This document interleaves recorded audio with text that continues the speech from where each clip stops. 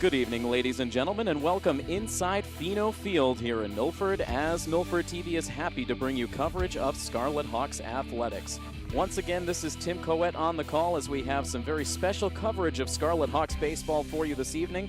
The Milford Scarlet Hawks taking on the Hopedale Blue Raiders, and it is senior night for both of these 2017 squads, getting into the later stages of the season, and this is a tradition that goes back many years, these two teams getting together to share in their senior night here under the lights at Fino Field.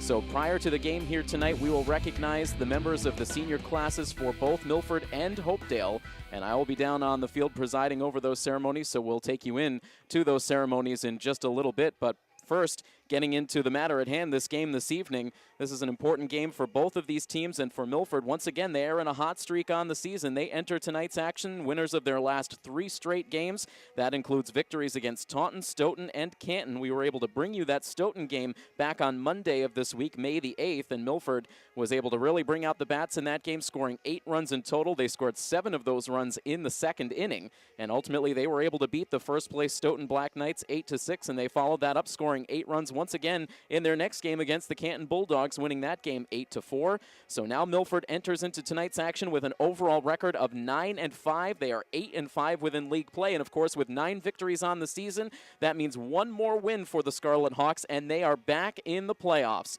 So they have a total of 6 games left on their schedule. With this one here tonight, they just need one more win to do it. And wouldn't they love to get it done here tonight? We expect a great support from the fan base here tonight, as this game will get underway at 7 o'clock. Again, an evening game between these two teams. So Milford in search of that one last win to lock up a playoff spot.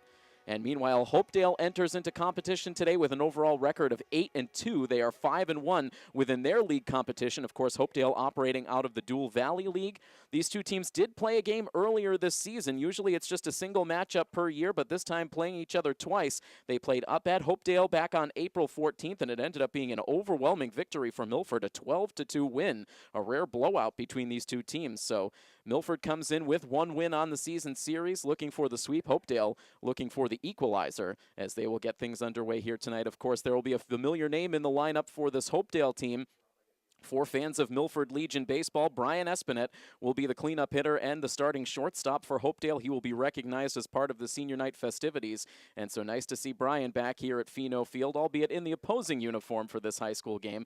But everyone in Milford very appreciative of the contributions that Brian has made to the Milford Legion team in the previous 3 seasons. So it is a very festive and exciting atmosphere here in Milford as the Hopedale Blue Raiders and the Milford Scarlet Hawks get set to clash here on Fino Field. We will be back in just a moment with the senior night presentations down at field level, so stay tuned to coverage of Milford High School athletics here on Milford TV. Performing tonight's anthem, please welcome to the field Milford High School student Miss Carly Gonzalez. Oh, say, can you see by the dawn's early light what so proudly we hailed at the twilight's last gleaming, whose broad stripes and bright stars through the perilous fight o'er the ramparts we watched were so gallantly streaming, and the rockets regular, the bombs bursting, and air gave proof through the night that our flag was still there. Oh, say does that star-spangled banner yet wave for the land of the free and the home of the brave.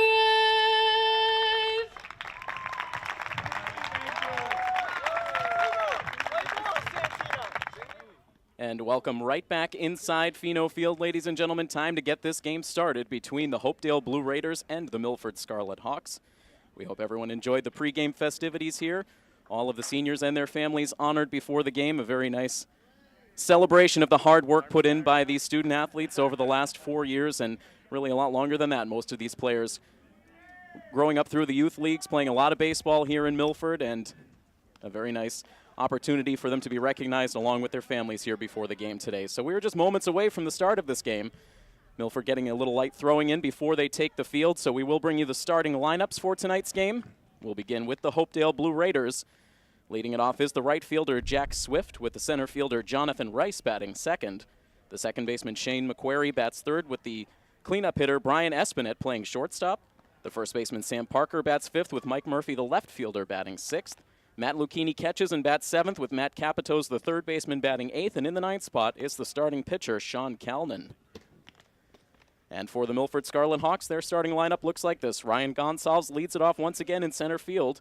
Anthony Arcudi bats second and plays second, while Aiden Wild gets the start in tonight's game, and he bats third. Zach Tamani is your cleanup hitter, playing shortstop, I should say, with Alex Cody, the third baseman, batting fifth. Alex Masick is the first baseman tonight, batting sixth, with Luke Allegrezza in as the designated hitter, batting seventh. Batting eighth is the left fielder, Kevin Cambrola, and in the ninth spot is the right fielder, Tony Mobilia. Tony, of course, had one of the biggest hits in that offensive explosion in the second inning against Stoughton back on Monday, a bases-clearing triple, or bases-clearing double, I should say, scoring 3 runs. That was a big blow against the first-place team in the division. Right now, Stoughton continues to lead the Davenport division with an overall record of 11-4. Milford right behind at 9-5, with North Attleboro under 500 at 6-8. Then Canton at 3-10 overall, Foxborough at 5-10 overall, and Sharon at 4-9 overall. All three of those schools right now locked in a tie for technical fourth place in the Davenport division standings. But right now it would just be Stoughton and Milford into the playoffs if the playoffs were to start today. Obviously, North Attleboro just 2 games under, so they still have certainly a window into a potential playoff spot, but a bit of an uphill battle for the Rocketeers in their first year in the Davenport division.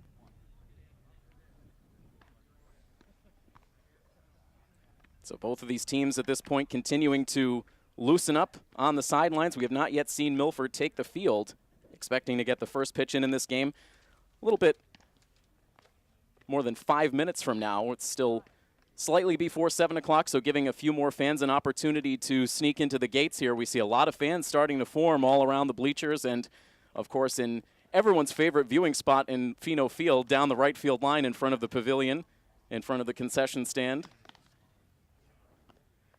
And also right now, the 2 starting pitchers for today's game continuing to loosen in their respective bullpen areas. Aiden Wild for Milford and Sean Calnan for the Hopedale Blue Raiders. So still a little bit of time before this game. And again, taking a look back at the matchup that these two teams had up at Hopedale High School earlier this season. As we mentioned, it was a lopsided score, with Milford taking the game by a final score of 12-2. Milford ended up scoring 3 runs in the top of the first inning to take an early lead.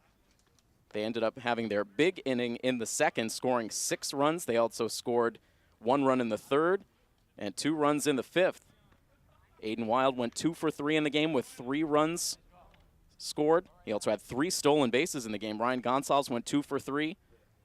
Had a pair of stolen bases. Alex Cody also had a nice day at the plate, and Alex Masick earned the win on the mound, allowing 4 hits while striking out 8 in 5 scoreless innings of work. So it was a very good day all the way around for Milford. And that was really an important game for them earlier on in the season, as they struggled in their first 2 games out of the gate, going 0-2. But then that 4-game winning streak, which really seemed like it put a lot of belief in this team that they were capable of making it into the playoffs. They rattled off 4 straight wins. That Hopedale game was front and center in that winning streak. They had a little bit of a patch in the middle of the season where they couldn't seem to string multiple wins together, but they have solved that mystery in their last 3 games. 3 wins in their last 3 games, a 3-1 victory against Taunton back on May 4th, and of course that 8-6 win here at home, their last home game, which came on Monday, May the 8th against Stoughton, and then they followed that up with a quality road win against Canton on May 10th, an 8-4 victory. So riding 3 consecutive wins. And meanwhile, as we take a look at how the season has unfolded for Hopedale, they have not had a whole lot of losses on the season outside of that lopsided defeat early on in the year against Milford. That's one of just 2 losses Hopedale has suffered on the season. And their offense has been efficient, to say the least, over the course of 2017. They have scored double-digit runs with frequency, including their most recent victory, a 14-9 win over Douglas High School. They also had a 13-3 win earlier this season against Blackstone Millville, a 17-1 victory also at the mercy of Blackstone Millville, and a 12-4 victory also earlier on in the season against St. Joe's Preparatory High School. So we've seen this team explode for offense. And again, coming in with an overall record of 8-2, 5-1 within the Dual Valley League, which puts them in second place. Sutton High School, which was the only other team to defeat Hopedale on the season. That was a 9-2 loss Hopedale suffered back on May 8th. Sutton leads the Dual Valley League with an overall record of 11-3. They're a perfect 4-0 against league competition. Then it is Hopedale in second place at 8-2. All of the other teams in the Dual Valley League under 500 right now. Nipmuc High School at 5-8, Blackstone Millville at 4-8, and Douglas High School at just 1-10 overall on the season. So a smaller league in the Dual Valley League, just 5 total teams. And Milford, as we mentioned, in second place within those Davenport standings, hoping for a win here tonight. If they were to come away with a victory here tonight at Fino Field, it would solidify a spot in the postseason for the Scarlet Hawks, quickly returning to postseason play after seeing their streak of 37 consecutive years in the playoffs coming to an end at the end of last season. So certainly Milford would like to do it here on the special senior night game. We'll see if they can get it done. We will pause very briefly as the teams continue to prepare to take the field. As soon as Milford does indeed take the field, we will be back with the start of this game. We should also welcome in all of our viewers checking out tonight's action via the live stream app. So an opportunity once again for us to bring you live streaming coverage of Scarlet Hawks athletics. So if you're tuning into the game live, welcome. We will have the first pitch in just moments from now. So stay tuned to coverage of Milford High School baseball right here on Milford TV. It is time for baseball now at Fino Field. The Scarlet Hawks have taken the field. And Aiden Wild right now going through his warm-up tosses, pitching to battery mate Noah Montgomery, who is flexed out of the starting lineup, only playing defensively, but a nice opportunity for the senior to get into the starting lineup here on senior night. And Aiden Wild's pitching numbers over the course of this season have been very good. This is now his 4th appearance on the pitcher's mound in 2017. It's also his 4th start. He comes in with a record of 1-1. He's pitched a total of 18 1/3 innings on the season. He's allowed 11 hits, 9 walks to 20 strikeouts. He's allowed a total of 13 runs, but only 7 of those runs have been earned. Comes in with an ERA at 2.67. Aiden also has 1 complete game to his credit on the season as well. So he has been used a bit more sparingly than Alex Masick and Nate Irwin over the course of the season. Of course, as we mentioned earlier in the year, Aiden Wild was originally ticketed as a potential closer for the team this season. But with the pitching depth a little thin to start 2017, and especially without the services of Blake Hill through much of this year, Aiden was pressed into service in the starting rotation, and he has done an excellent job. And now finished up with his warm-up tosses. He will pitch to the top 3 batters in the order for the Blue Raiders, Jack Swift, Jonathan Rice, and Shane McQuarrie, as we get started with this top of the first inning. Senior night between Milford and Hopedale.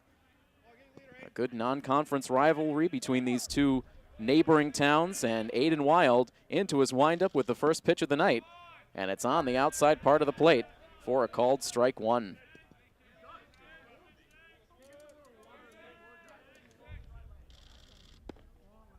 And that one just a bit low, and the count evens at 1-1. Swift, the starting right fielder, up there on the right side. And now a swing and a miss brings the count to 1 ball and 2 strikes.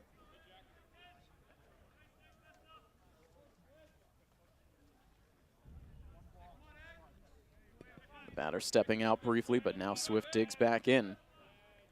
As Wild looks into Montgomery for the sign, has it. And now the 1-2 pitch. And that is just a little bit low.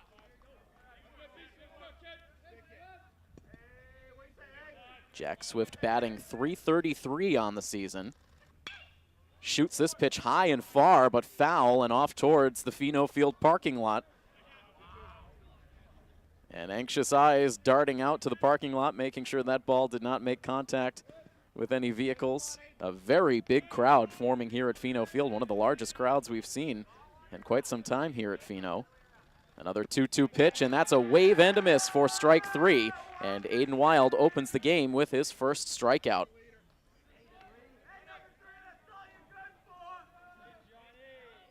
That immediately draws some chatter out of the third base dugout where the Milford bench is situated. One out and the base is empty for Jonathan Rice, the starting center fielder. He will dig in on the left side against the right-handed tossing Aiden Wild. And the first pitch comes right in on Rice, and he gets hit. Wild maybe holding on to that ball a bit too long. Did not locate it, and it ended up, looked like it hit off of the bicep of Rice, so he heads down to first.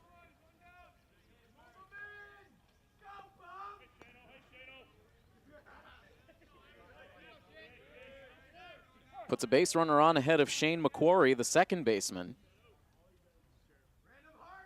And now Wild from the stretch. His first pitch is popped straight up on the infield. Tamani calling for it on the infield grass. He makes the catch. A couple of strides to the right side of second base. And there are 2 outs now in the inning. And we'll have an opportunity to see the first at bat of the night for Brian Espinette. Very unusual to call a game where Espinette is wearing the opposing colors. Brian pinwheels the bat as he digs in on the left side. The runner takes off for second base as the pitch is swung on and missed. The throw down to second is not going to be in time. Rice steals second base. The pitch was strike 1 to Espinette.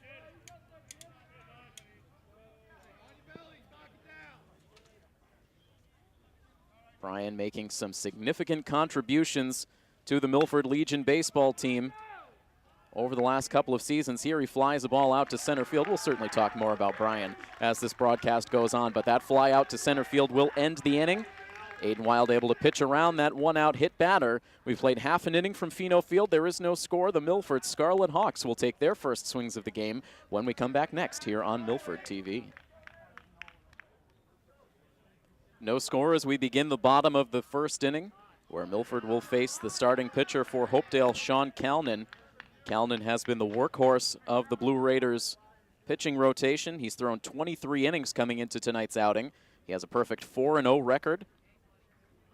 He's walked 8 batters to 17 strikeouts so far on the season. He's allowed just 6 earned runs through those 23 innings pitched, coming in with a very nice 1.83 ERA. So Milford will have to try to get things done against the staff ace for Hopedale. Of course, we look back to Monday's game against Stoughton, where Milford faced one of the top pitchers in the Hockomock League for this season in Justin Hutchinson, and they had no problem getting the offense going early and often against a pitcher who came in with an ERA of .88. So Milford has proven they can hit good pitching. They'll have to do it again here tonight as Calnan is ready to face Ryan Gonsalves, Anthony Arcudi, and Aiden Wild, the top hitters in the Milford lineup. The righty Calnan into his windup, and the pitch is a fastball on the inside part of the plate for strike 1.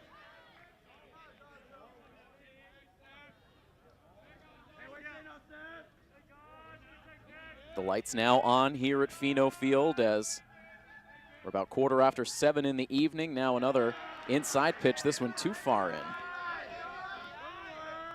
Good velocity on these first 2 pitches out of the hand of Calnan. 1 ball and 1 strike on Gonsalves. Righty's next pitch is hit on the ground on a couple of bounces to second. Played cleanly by McQuarrie. He throws to first, and Gonsalves is retired for out number 1. Defensively for the Blue Raiders, it's Matt Lucchini behind the plate, Matt Capito's at third, Brian Espinette at short, Shane McQuarrie at second, and Sam Parker at first. Left to right in the outfield, Mike Murphy, Jonathan Rice, and Jack Swift. Anthony Arcudi now stands in. And Anthony swings at the first pitch and hits it hard out to left field. That will drop in for a base hit. Arcudi not waiting around. Got a pitch he could handle. And drives it out into left field. There's the first Milford hit, their first base runner. And our Cody, who came into the game with a .340 batting average, will see that tick up after that one-out base hit. And now Aiden Wild continues to lead the team in batting average at .472. He has 17 hits on the season and 36 at-bats, 2 doubles, a triple, and 12 runs batted in. Tried to check the swing on that pitch and ends up making contact. He fouls it off just over the first base stands. And it's a 1-ball, 1-strike count on Wild. Our Cody out to a lead at first. Here's the pitch on the inside part of the plate for a called strike 2. Our Cody has 7 stolen bases on the season. That's tied for second on the team along with Gonsalves and Cambrola. Check that, tied for third on the team, as that pitch narrowly misses. Zach Tamani is your stolen base leader with 12. Aiden Wild, the man at the plate, has 9. And our Cody, Cambrola, and Gonsalves all have 7. Plenty of stolen bases to go around. Here's the 3-1 pitch with the runner going. It's swung on and missed for strike 3. The throw from the catcher tails off to the shortstop side of the bag, so it will be a steal of second base for our Cody. Aiden Wild strikes out. And so Milford with a runner at second base, but now with 2 down. And looking for a 2-out hit out of the senior, Zach Tamani. Tamani fouls the first pitch away. Zach is batting .366. He has 3 doubles on the season, 13 runs batted in. That's top on the team with those 13 RBI. A 1-ball, 1-strike count.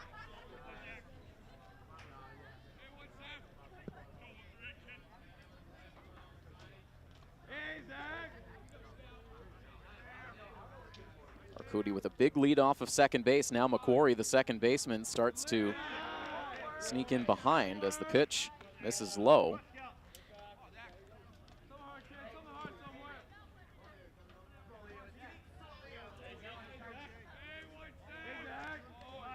The set. And now Kalman steps off. He looks Arcudi back to the bag. It's another big lead at second for Arcudi.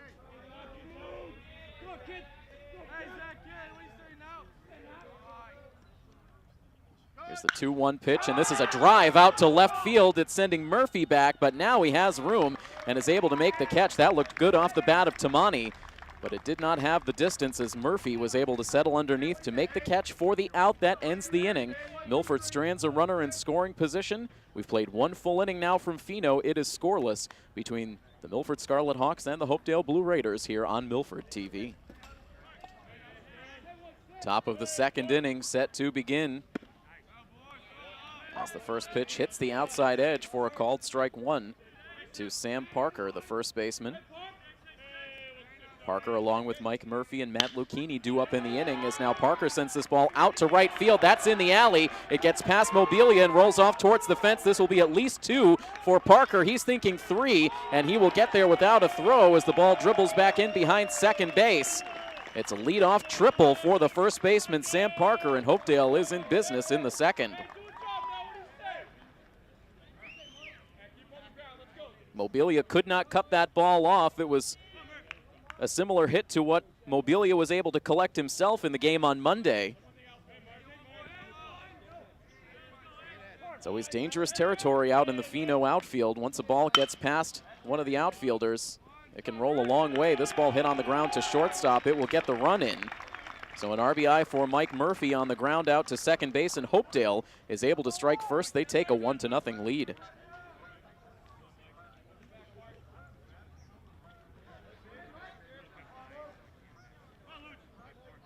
So the base is empty once again, now with 1 down in the inning. Wild working quickly as he deals in ball 1 to Matt Lucchini, a ball that did not miss by much.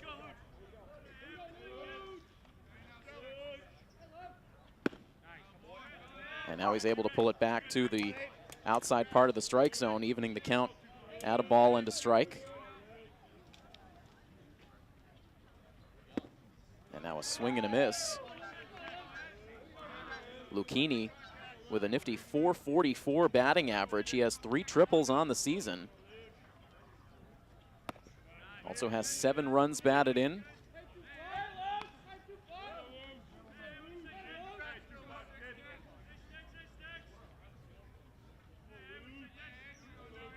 Lefty batter ready to see another pitch, and that one low.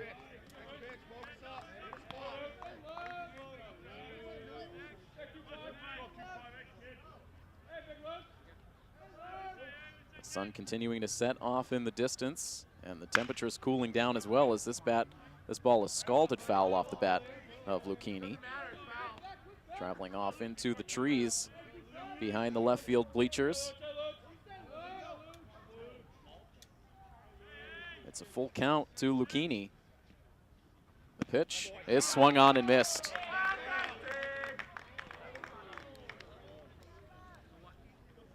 Able to get the fastball past the bat of Lucchini. It's the second strikeout for Wild, and he has 2 outs now in the second inning. And that brings up the number 8 hitter, Matt Capitos.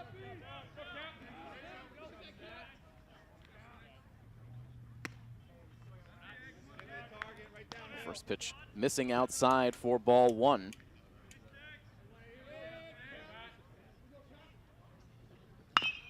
And now this ball chopped on the ground, foul. Alex Cody giving it a look. It ended up in the hands of the third base coach for Hopedale. I believe that is head coach Josh Crescenzi over in the third base coach's area. Josh, of course, a 2002 graduate of Milford High School, now head coach of the Hopedale Blue Raiders.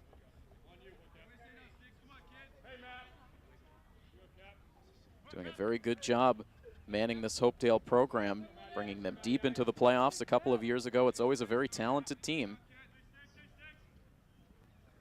And now a swing and a miss for strike 3, back-to-back strikeouts to end the inning for Aiden Wild. But the leadoff triple for Sam Parker ends up leading to the first run of the game. Crossing the plate, Hopedale is able to take the lead 1-0 over Milford. We'll head to the home half of the second inning next. Stay tuned to coverage of Scarlet Hawks Athletics on Milford TV.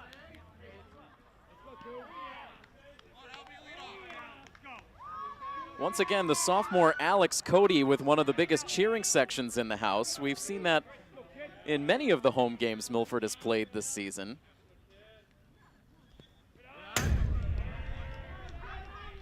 Cody with plenty of fan support as he watches that first pitch end up in the dirt, taking away from the catcher.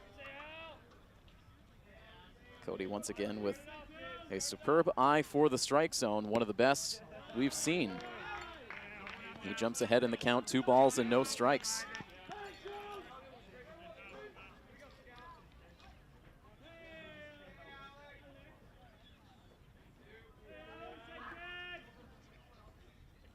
The 2-0 pitch, and that's too far inside, so Sean Kalman going to a 3-ball count to the first batter he faces in the bottom of the second after getting staked to a 1-0 lead thanks to the triple from Sam Parker and the RBI by Mike Murphy. And the 3-0 pitch, not close. A quick 4-pitch walk, and Milford gets their leadoff base runner on in the second. And that will bring up one of the senior captains, Alex Masick. The only senior captain that is in the starting lineup on this senior night. And Alex Masick getting a unusual chant from the student section next to the third base dugout.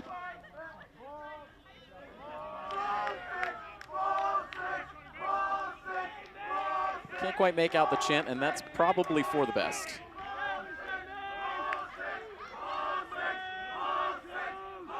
Testing Masick's concentration. The runner takes off as the pitch is in for a strike. Here's the throw down, and it's not in time. A steal of second for Alex Cody.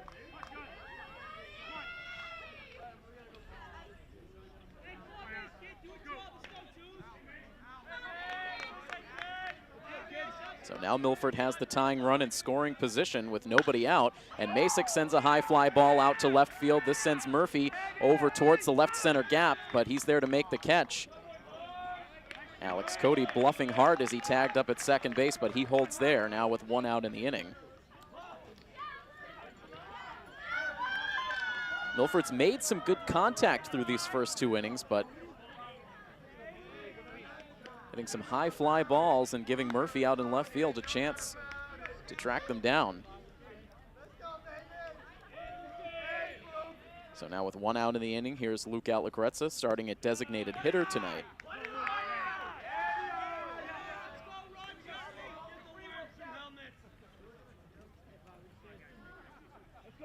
Cody, a lead at second base.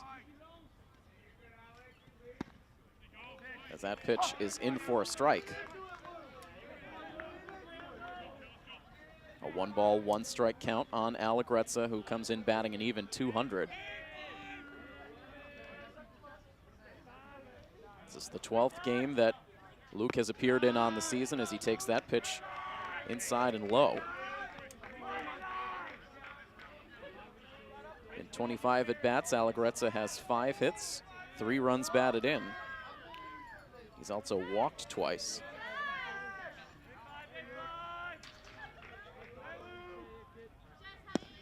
And a big swing and a miss. And now the count even at 2-2. A huge secondary lead for Cody at second base. So far we haven't seen McQuarrie or Espinette try to keep him close. Now we see McQuarrie sneaking in at second.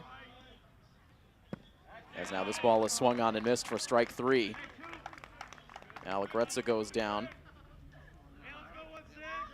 That's 2 Ks now through the first 2 innings for Kalnin.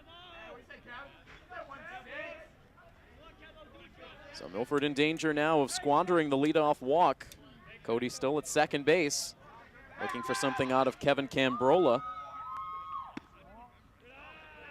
Kevin starts off ahead in the count, 1-0.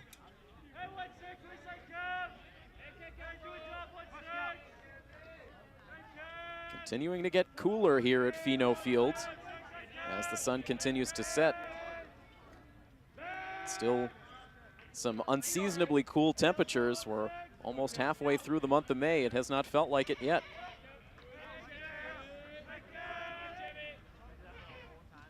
The pitch to Cambrola, a close one. That's ruled a ball. It was framed nicely by Lucchini behind the plate, but the umpire rules it ball 2, a 2-0 count to Cambrola. And now pops this pitch foul. That's over the first base dugout and out of play. Plenty of kids willing to shag these foul balls that pop out into the stands and into the parking lot. As again, this is one of the largest crowds we've seen at either a high school or a Legion game for that matter in recent seasons. As now Cambrola shows bunt, but he pulled the bat back to take ball 3, a 3-1 count.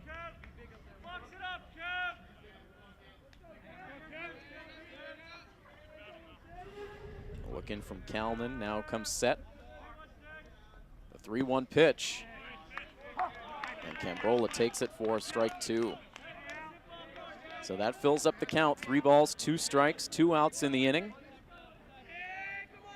And once again, Alex Cody with a big lead at second base. He takes off as the pitch is grounded weakly over towards third base. Playing it with the bare hand is Capitos. He throws wildly to first, and the ball travels to the edge of the field to play. In to score from third base comes Cody, as Cambrola will stop at second base, and Milford ties the game at 1. That was right off the handle of the bat, rolling slowly out towards third base. Capitos may have been better served just keeping that ball in the glove to hold the runner from scoring. Instead took the chance with the off-balance throw and ended up sending a wild throw to first. It should go as a single and an error. So an unearned run charged to Kalnin.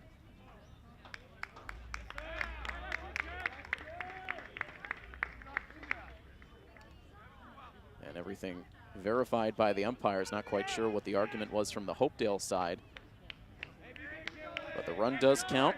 A 1-1 tie as Milford now has the go-ahead run at second base with Tony Mobilia at the plate. And Mobilia takes a big cut but comes up empty for strike one.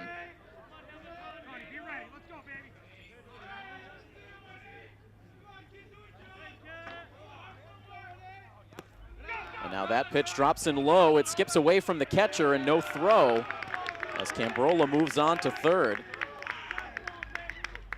Again, a good secondary lead, and it's really been one of the best skills of this 2017 Milford team has been their speed and their base running ability. And now Cambrola at third base. Here's the 1-1 pitch to Mobilia. Looked like he wanted to bunt. Ended up taking the pitch high for ball two.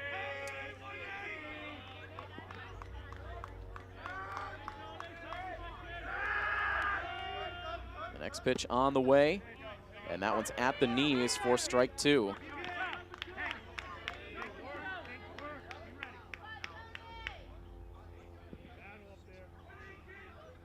Two balls, two strikes, and two outs with the runner at third. The next pitch is tapped on the ground to second base. A high hop at the end for McQuarrie. He stays with it and throws to first to get the final out of the second inning, but the error charged to third baseman Matt Capitos allows Milford to score the tying run. And as we head to the third inning, it is Milford 1 and Hopedale 1 on this senior night coverage of Milford High School baseball on Milford TV. 1 run, 1 hit, and no errors for Milford. 1 run, 1 hit, and 1 error for the Blue Raiders. Now into the third inning on this senior night at Fino Field. Tim Coet on the call for Milford TV. The starting pitcher for Hopedale, Sean Kalman, leads off the top of the third inning as Aiden Wild sends in ball one. Kalman and then back up to the top of the order. That swing and a miss brings the count to 1-1. Kalman allowing an unearned run to Milford last inning to tie the game. And now behind in the count 1-2.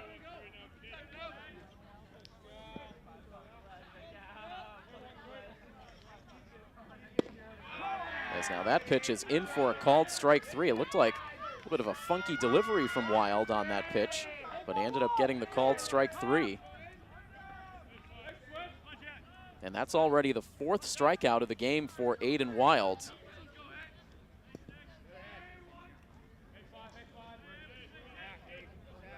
And now we go second time through the Blue Raider lineup, and a big swing and a miss from Jack Swift. He was a strikeout victim back in the first inning. Wild working very quickly with the bases empty here. This ball is hit foul right to the edge of the field of play. Masick gives it a look, but that is out of play.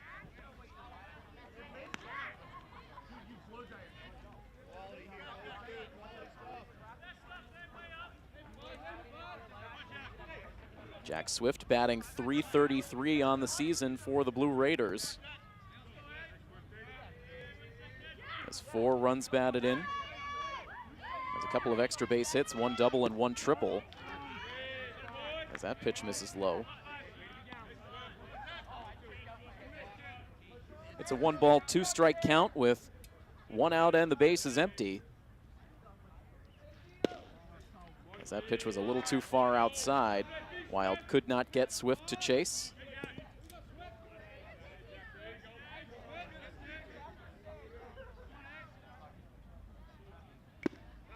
And there's a swing and a miss for strike 3. You can make it 4 consecutive strikeouts for Aiden Wild. He has 5 in all through the first 2 2/3 innings.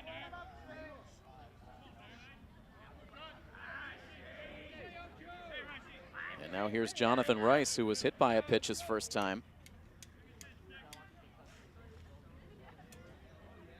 And Wild once again set to go and gets a swing and a miss on the high fastball. Right now, Aiden Wild with excellent velocity. As now that pitch is outside. It Ticks off the glove of Montgomery to the backstop. 1 ball and 1 strike. And now 2-1. Montgomery again having to track down the loose ball. This is Montgomery's first career start behind the plate. We get that news from head coach Paul Pellegrini before the game. The 2-1 pitch, and it's low for ball 3.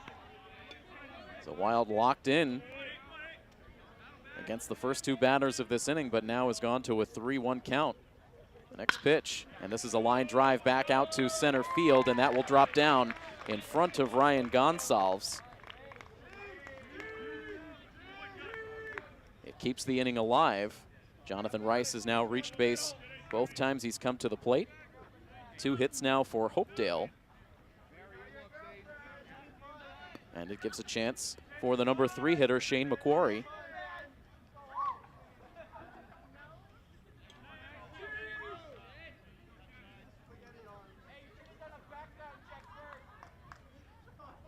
Sizable lead for Rice at first, as Wild's first pitch in is low for a ball. We've seen this at times out of Wild, where the command will briefly elude him. Eventually he'll lock it back in. Now a pickoff check at first base, a close one. But Rice back in. The Milford bench wanted the pickoff call.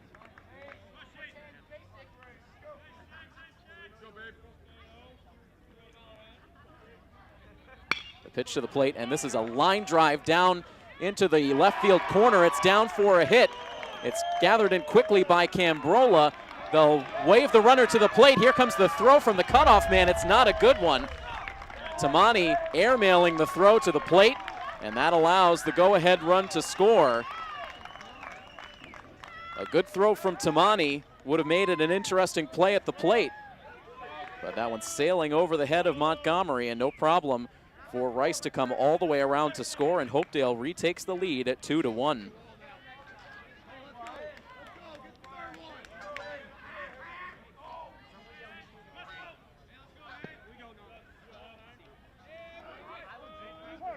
McQuarrie probably be credited for a double, taking third on the throw.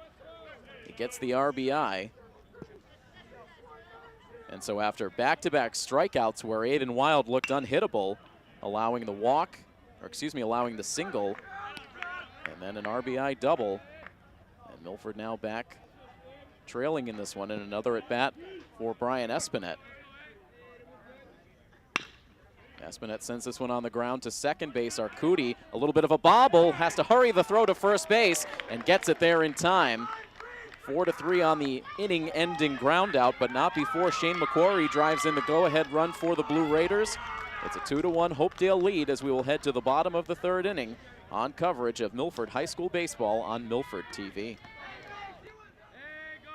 Top of the Milford order due up in the home half of the 3rd, as now this pitch comes inside on Gonsalves. He has to jackknife out of the way.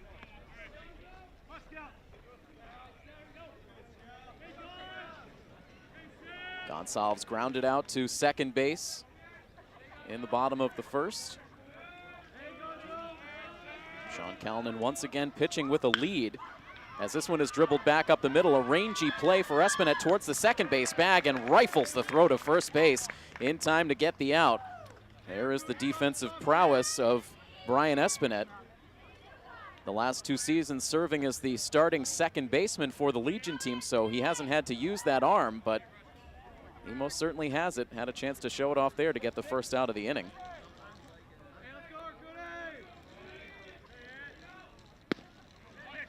And now Anthony Arcudi takes a look at strike one. Arcudi has one of 2 Milford hits so far this evening. Came back in the 1st inning. He was stranded at second base.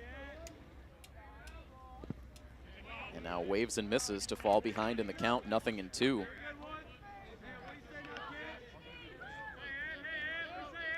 The stands here at Fino Field right now are filled with distinguished Milford Legion baseball alumni. We've seen them wandering around the field as Cody pops this ball up out into shallow right field. Taking charge of the play is Swift. He makes the catch, and Cody is out number 2.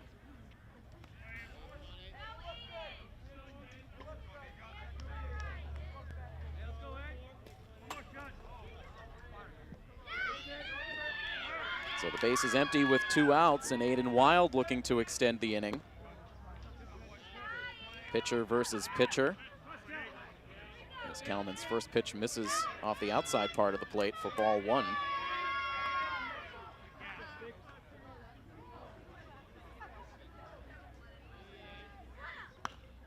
And now this ball looped foul up over the roof of the press box. And the count evens at 1. Aiden Wild struck out swinging his first time up.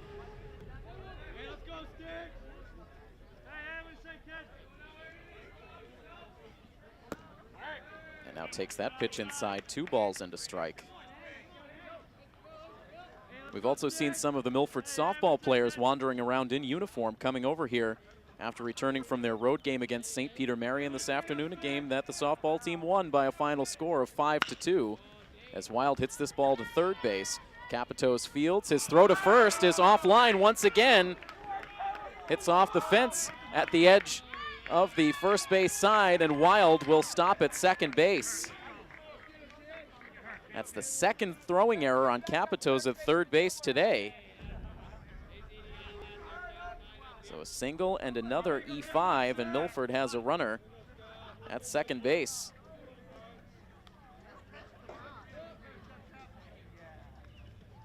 That gives Zach Tamani a chance to bat here in the inning, and Zach upset with himself out in the field after sending a bad throw to the plate on the play that Rice scored last inning.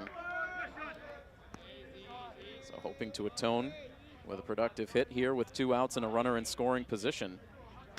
And back to that win for the softball team. That, of course, gives them their 16th consecutive victory on the 2017 season. As now Tamani hits one slowly to second base. Waiting for it is McQuarrie. He throws to first, and Tamani is out. Milford strands another runner in scoring position. They failed to score in the inning. And we have now played 3 full from Fino Field. It is the Hopedale Blue Raiders 2 and the Milford Scarlet Hawks 1 on coverage of Milford High School baseball right here on Milford TV. Aiden Wild back to the mound. He will face batters 5, 6, and 7 in the top of the 4th inning. Deals in ball 1 to Sam Parker, who roped a triple out to deep right field his first time up. It led to the first run of the game crossing the plate. Now battling with an even 1 ball, 1 strike count against the junior Aiden Wild. Now 2 ball, 1 strike count. We found out from Coach Pellegrini before the game that Aiden Wild will participate in the finals of the All-Star Home Run Derby for high schools here. This ball is hit on the ground up the middle, well placed for Sam Parker. Now 2 for 2 on the day as he leads off this 4th inning with a single.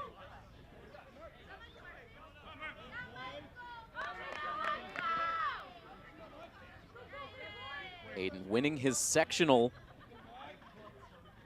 in the Home Run Derby contest, and so he, with the other finalists, will participate in the Home Run Derby Championships, which will happen at Fenway Park as part of the 2017 John Hancock Fenway Fantasy Day. So quite an honor for Aiden Wild. But right now focusing on the pitching side of things with a runner on and nobody out in the top of the 4th inning, and he deals in a ball to Mike Murphy. And now they charge a balk to Aiden Wild, and this will allow the runner to advance to second base.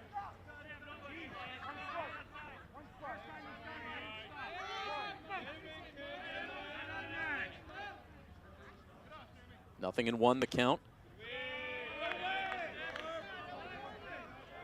Now 1 ball, 1 strike count, so looks like they ruled no pitch on that previous offering with the balk called.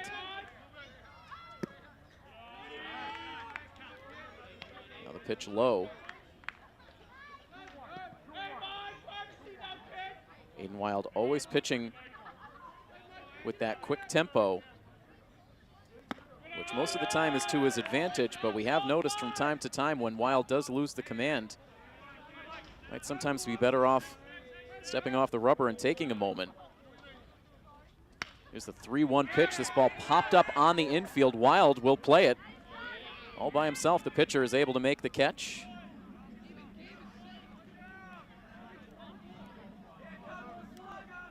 And Wild at 48 pitches as he reels in the first out of the 4th inning.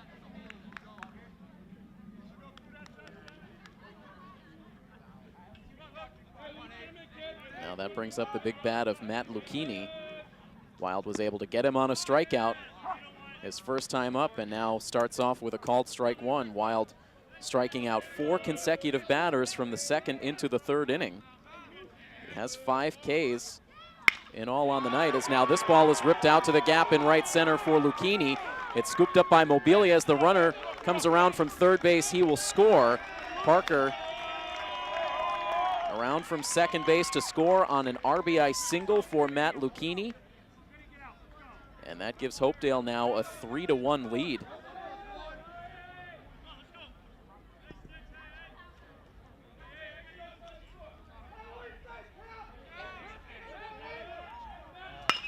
And now first pitch swinging Matt Capitos lines one out in front of Kevin Cambrola in left field. Everyone moves up a base. Lucchini down to 2nd now. That's the 3rd hit in the inning off of Aiden Wild as these Hopedale batters make their adjustments, and this will prompt a visit from Coach Alex Dion out of the Milford dugout. Certainly a well-timed visit as things have gotten away from Wild just a little bit here in the 4th inning, allowing the leadoff single to Parker. He was able to get the out on the pop-up to Mike Murphy, but then the RBI single for Lucchini, and then Capitos right on the next pitch, making hard contact, lining a single out to left field. So runners at 1st and 2nd for Hopedale with only the 1 out. And now a chance for the pitcher, Sean Kalman, to help his own cause. Kalman struck out looking his first time up.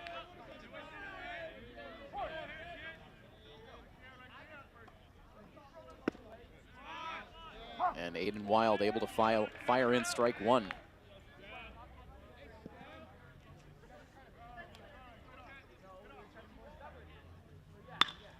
And now this ball popped up out into shallow right field. It's Arcudi just a couple of steps backing onto the right field grass. He's able to make the catch. It forces the runners to stay put with now 2 outs in the inning. And we will now go a 3rd time through the Hopedale lineup. Swift once again to the plate. Jack Swift, the right fielder, he has struck out twice so far against Aiden Wild, both times swinging. As now this ball is in the dirt, it gets away from Montgomery, travels down the 3rd base line, and both runners will advance.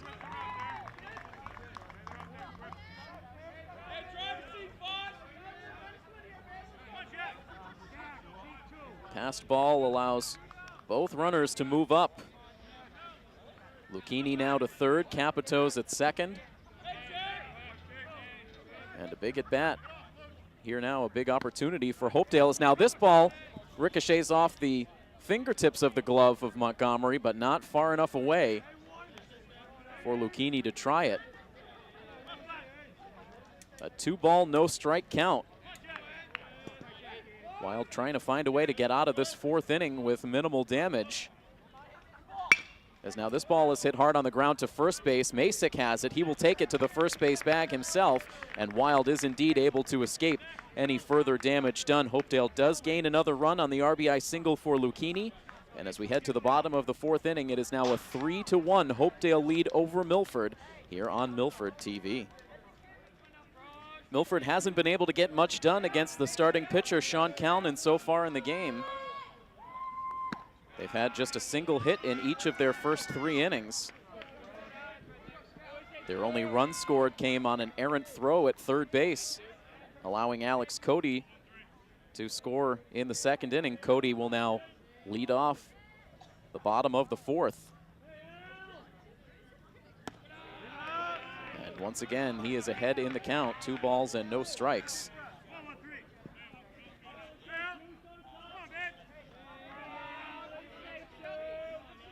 Cody now with 15 total walks on the season, including the free pass issued in the second. He also sports a .406 batting average.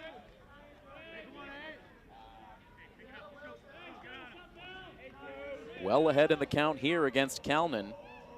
He winds and fires, and that pitch is inside for ball 4. 2 plate appearances and 2 walks for Alex Cody. And once again, Milford has the leadoff runner on base, and now Alex Masick coming to the plate.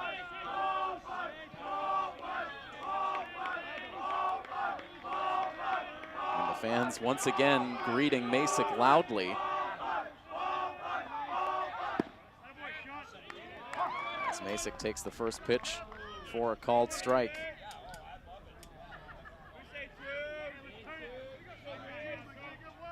Masick not an athlete who succumbs to pressure, so the chance probably not doing a whole lot of damage as he's up there at the plate. That ball drops down in the dirt. It took Lucchini a moment to find it, but no advance for Cody, who stands at first base. It's a 1-ball, 1-strike count on Masick, who flew out to left field his first time up.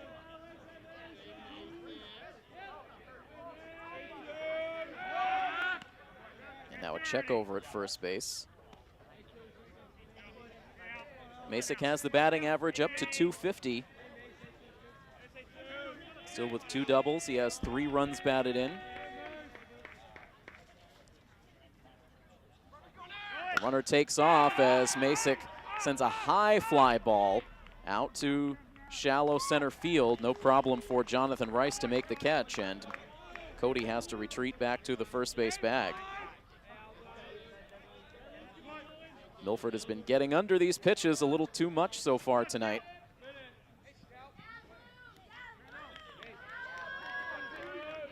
And now with 1 down, here is Luke Allegrezza, who struck out swinging back in the second. He swings at the first pitch and rolls it foul down the third base line. Hard to not have Legion baseball on the mind with these 2 schools taking on one another. Of course, Hopedale, one of the towns involved in the Milford Legion program. Post 59 will have their official Legion tryouts coming up tomorrow morning, May 13th. The tryouts taking place at noon here at Fino Field. They were moved up due to some inclement weather expected, getting a nor'easter here in the area over the weekend. And talking to the Legion head coach, Steve DeVito, there were a lot of interested players who signed up to try out for this year's Legion team. I believe he said over 35 players signed up for tryouts this season, so there will be plenty of talented players here at Fino tomorrow. Again, Cody takes off as this ball gets completely away from Lucchini.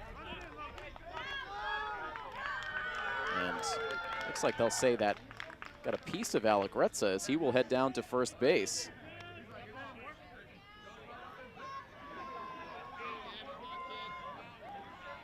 So Milford now has runners at first and second base with only 1 out. And we'll see if Coach Pellegrini has Cambrola bunting here. Of course, Cambrola known for his bunting abilities. Trying to get those 2 runners into scoring position. He does indeed bunt, gets it out in front of the plate, fielded quickly, now a bobble. The throw to first does get there in time to get Cambrola at first base, but he gets the job done as Cody moves up to third and Allegrezza to second.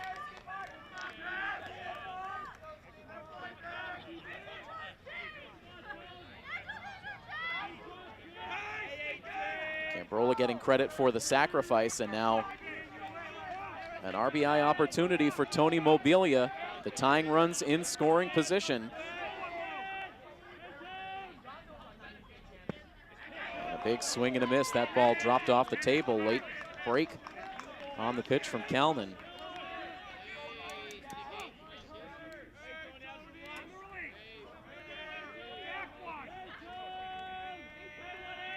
Here comes the 0-1 pitch. It's up and away.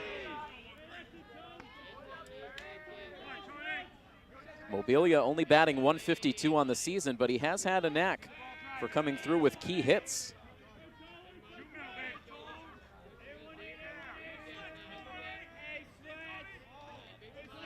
A set from Calnan, he surveys the runners.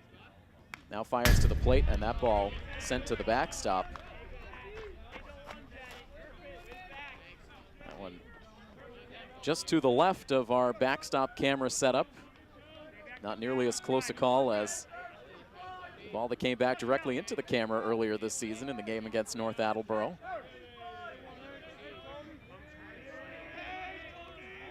Here's a 1-2 pitch now. A breaking ball that stays high. 2 balls and 2 strikes with 2 outs. Milford with 2 runners in scoring position, trailing this game by 2. And the next pitch on the way from Calnan, and it's swung on and missed for strike 3. Mobilia strikes out to end the inning and kicks the bat away in frustration. Calnan able to pitch out of the jam. Milford does not score in the 4th inning, so we will head to the 5th with the score remaining 3-1 in favor of the Hopedale Blue Raiders here on Senior Night, brought to you on Milford TV. A big squander for the Scarlet Hawks in the bottom of the 4th inning. Thanks to a walk and a hit by pitch, Milford had the tying runs in scoring position, but they just could not come through with that clutch hit. So they continue to trail by 2. Aiden Wild getting strike 1 past the bat of Jonathan Rice. And Rice now hits one on the ground towards shortstop. Tamani with a bobble, and he could not recover.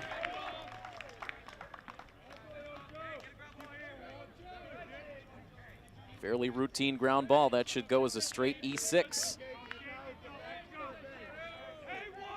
That's the first Milford error of the evening. That puts the leadoff runner on now for the big bats coming up in the Hopedale order. The number 3 hitter, Shane McQuarrie, up now. Collected an RBI double his last time. Now a pickoff check at first. Rice was late getting back to the bag, but the throw was not great from Aiden Wild. So Rice was able to get back in. And they'll double up on pickoff checks this time. Rice back with the dive.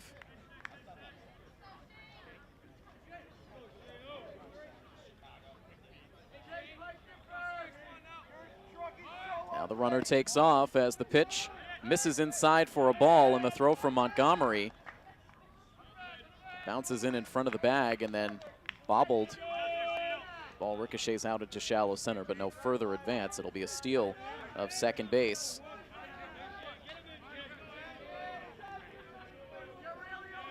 Milford has had a problem with throwing out base runners throughout this season. They've had some uncertainty behind the plate.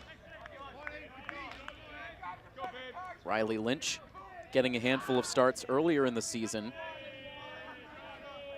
Aiden Wild has also done some catching after Coach Pellegrini shuffled things up. Montgomery back there today with Wild pitching.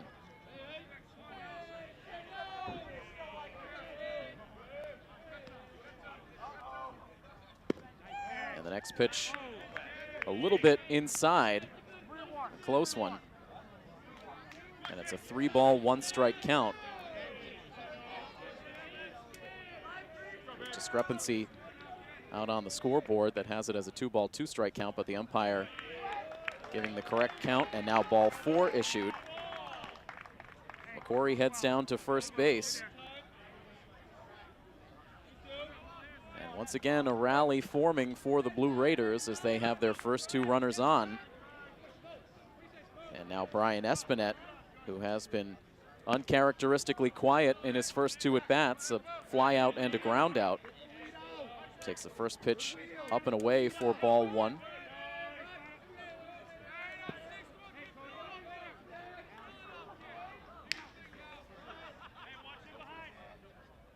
And now Wild stepping off.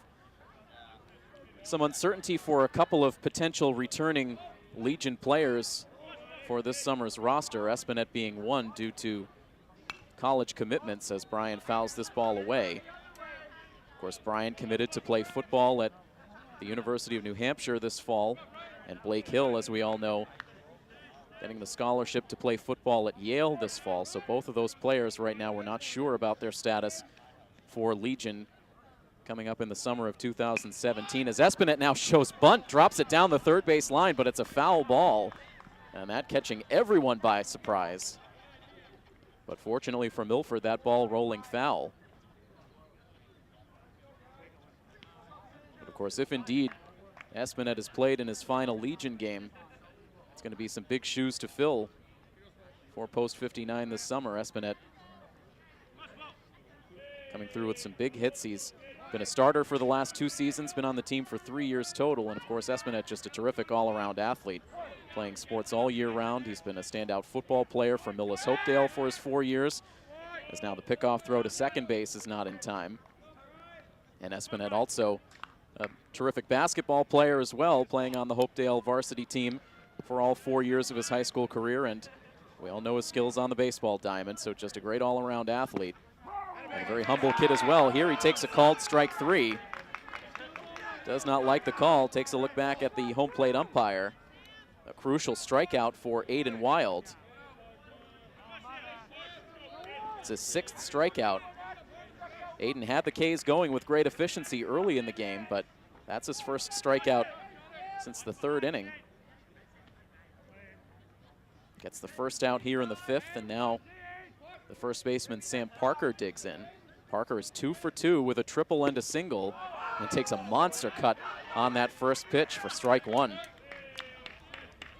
Aiden Wild up to 68 pitches as he is now 1 out deep in the 5th. And a swing and a miss for strike 2. Parker has not gotten cheated on these first 2 swings.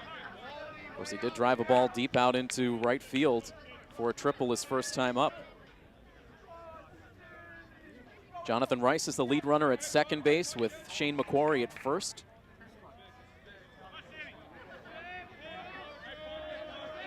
And both of those runners now start out to a lead. Here's the 0-2 pitch. And that drops in perhaps low. And the cap coming off for head coach Paul Pellegrini outside of the third base dugout.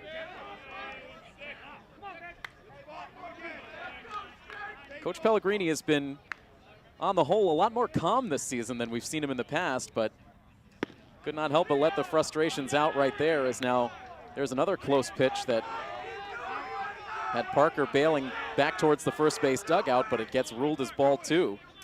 So the strike zone tightening up a bit on these last 2 pitches. From an 0-2 count, it's worked back to even. Now this ball glances foul to the backstop. Coach Pellegrini coming out to collect that ball.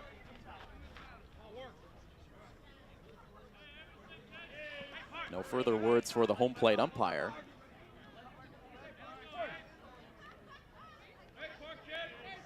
Again, a 2-ball, 2-strike count with 1 out and 2 on, as this ball is now sprayed foul over the third base stands.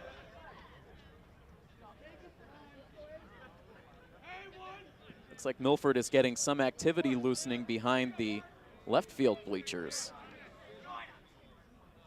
Another 2-2 pitch, and there it is, a called strike 3. Wild eventually wins the battle. So after allowing the first 2 batters to reach, one of them reaching via an error at shortstop and then the walk, Wild has battled back with consecutive strikeouts. And now we'll look to end the inning as he deals with Mike Murphy, the left fielder. And Murphy looks at a first pitch strike.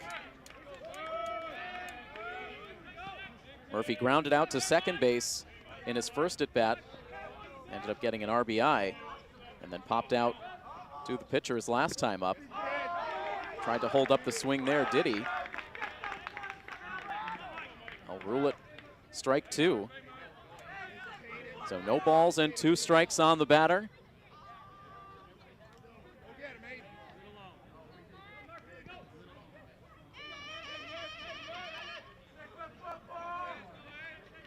No balls, 2 strikes, 2 outs. The pitch from Wild is a breaking ball in for a called strike 3. Wild freezing 3 straight hitters, striking out Espinette, Parker, and Murphy, the 4, 5, and 6 hitters in order to shut down the potential Hopedale rally. Some big pitching out of Aiden Wild in the 5th. We'll head to the bottom half of the inning. It is still a 3-1 score with Hopedale in front on coverage of this senior night between Milford and Hopedale here on Milford TV. Once again, the top 3 batters for the Milford lineup will come to the plate. As Kalnin issues strike 1, the Hopedale starter entering into his 5th inning of work.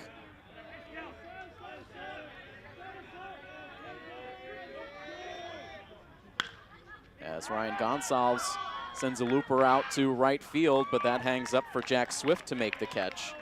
And Gonsalves now is 0 for 3.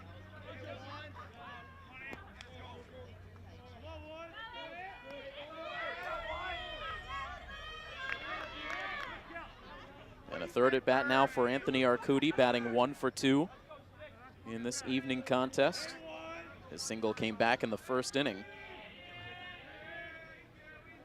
Milford still has just 3 hits, coming off of back-to-back games in which they've scored 8 runs in each of those wins. The offense has been much harder to come by.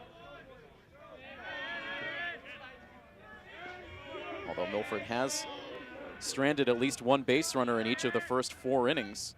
They've stranded 5 in total.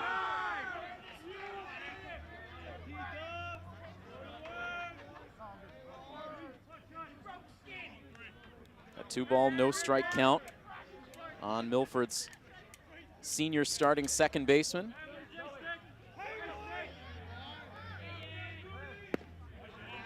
If you happen to be coming into this game in progress, Milford and Hopedale each honoring their seniors before we got started. Arcudi, one of those stellar seniors on this Milford varsity roster. After that swing and a miss, bats with a count of 2 balls and 2 strikes. The next pitch from Kalnin, and that one's fouled away.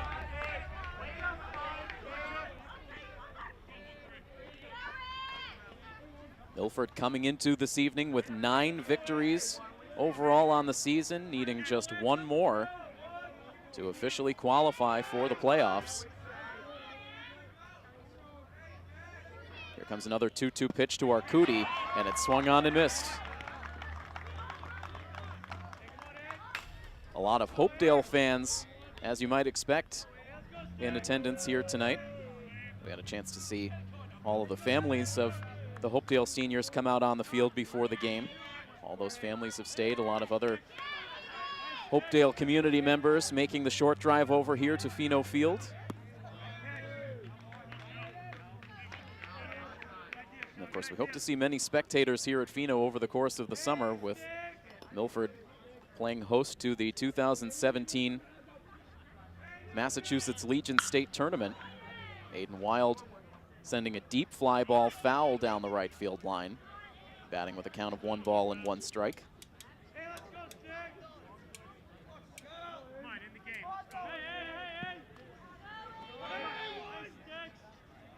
This is how most opposing pitchers want to face Aiden Wild, with the bases empty. Takes that pitch inside.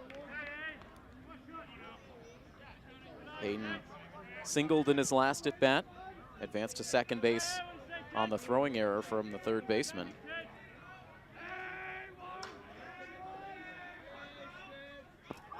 The 2-1 pitch misses down and in once again. Should Wild reach, it would give Zach Tamani a chance to bat.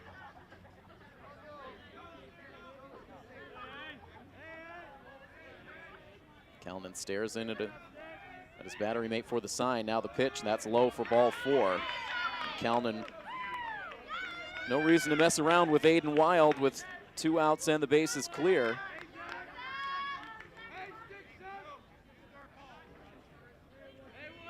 That's now the 3rd walk for Sean Kalnin.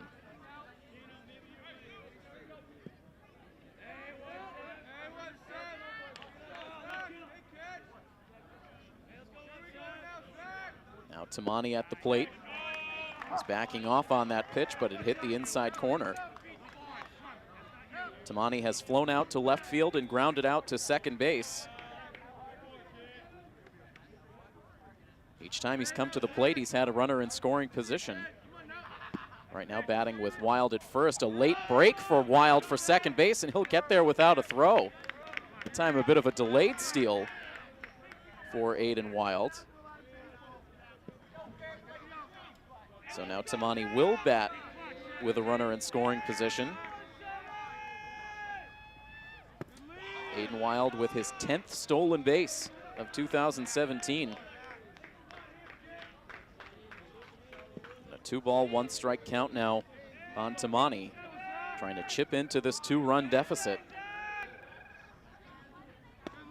Tamani takes that pitch up and in, so now all of a sudden we see the command faltering for Kalnin just a bit.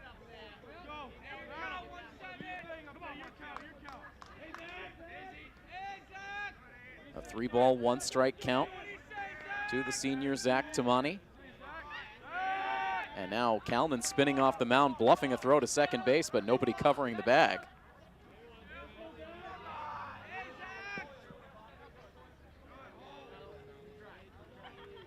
Wild right back out to a big lead. Now McQuarrie starts to cheat in from second base as that pitch comes in on Tamani for ball 4. It's back-to-back walks. And so for the second straight inning, Milford puts the tying runs on. And we'll see a conference now on the pitcher's mound as Coach Crescenzi comes out of the dugout. And he'll be joined by the entire Blue Raider infield. Alex Cody due up next for the Scarlet Hawks. Cody has walked twice and has scored the lone Milford run. But Cody, as we mentioned, excellent offensive numbers. A .406 batting average. He has a couple of extra base hits on the season. He has 13 hits in all and double digits in runs batted in with 10.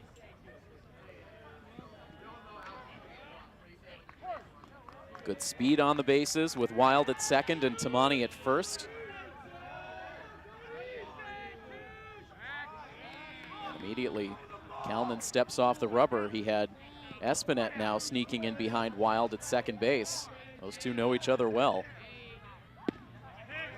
As the first pitch is a called strike into Alex Cody. I believe that's the first strike Cody has seen today, walking on 4 pitches in his first 2 plate appearances.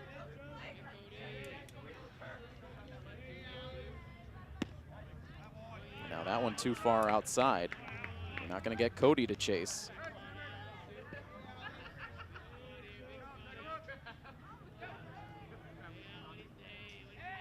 Can Milford finally come through with a key hit with runners on? Instead, we'll see a pickoff check at first base. Tamani was leaning a bit, but Parker is not holding on the runner. He had to come back in towards the bag. Now again, we'll drop back deep at first base, guarding the line. Here's a 1-1, and that pitch is high.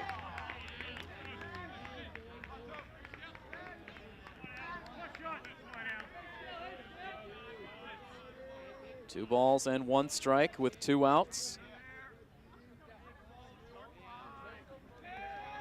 Kalnin looks to second, now comes home. And there is a called strike. Nearly identical to the previous pitch, which was ruled ball 2. But now that one going as a called strike. And that evens the count against Cody. Kalnin now with the 2-2 pitch, and it's swung on and missed for strike 3. Cody does not strike out all that often. But a key strikeout for Sean Kalnin, and that will do it for the Scarlet Hawks. Here in the bottom of the 5th inning, they strand 2 more runners, and that now makes 7 stranded in all through the first 5 innings. We will head to the top of the 6th next.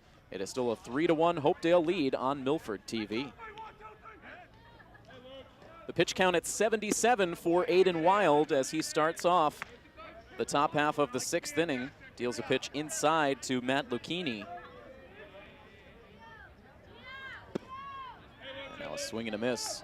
Lucchini was responsible for the last run-producing hit in this game. It was an RBI single back in the fourth.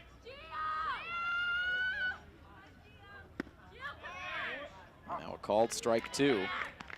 Milford has never led in this game. Hopedale broke out to a 1-0 lead with a run in the second inning. Milford tied it at 1, but Hopedale getting a run in the third and a run in the fourth. They lead it 3-1 as that pitch is swung on and missed. A tough at bat for Lucchini there. He was fooled on a couple of pitches by Wild, who earns his 8th strikeout.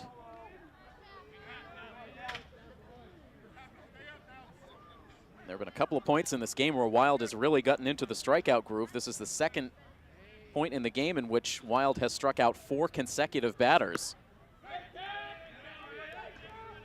Fires in ball 1 to Matt Capitos, who is batting 1 for 2. He has a single and has one of those 8 strikeouts. Capitos also has 2 throwing errors to his credit defensively at third base. One of them resulted in Milford's run scoring. The other one, Milford was not able to capitalize on. That pitch comes right in on the inner edge of the plate for a called strike two. A 1-ball, 2-strike count on Capitos. Here's the pitch, and that ball is just fouled away. A very off-balance swing as Capitos lunged all the way towards the left side batter's box to make contact with that pitch.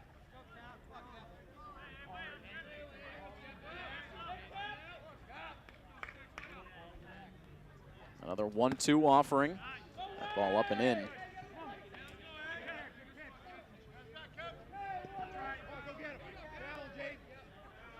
The base is empty with 1 out. Wild's pitch is shot on the ground quickly to second base. A dive for Cody. Bit of an awkward landing for Anthony as that ball got past him. Gets right back to his feet. It's really more of a desperation dive for Cody. He really had no chance to get to that ball. It's just a well-placed ground ball single. So Capitos now 2 for 3.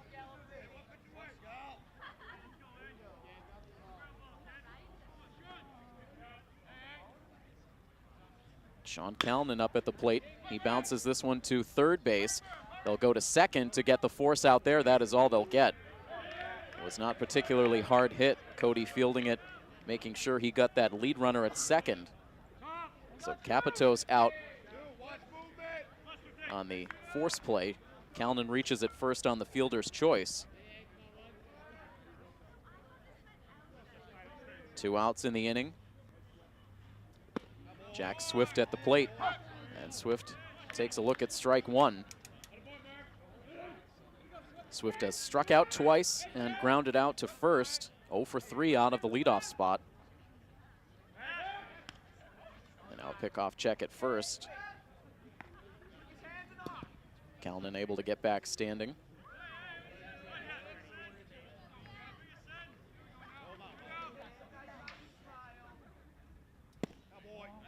Next pitch from Wild misses just inside.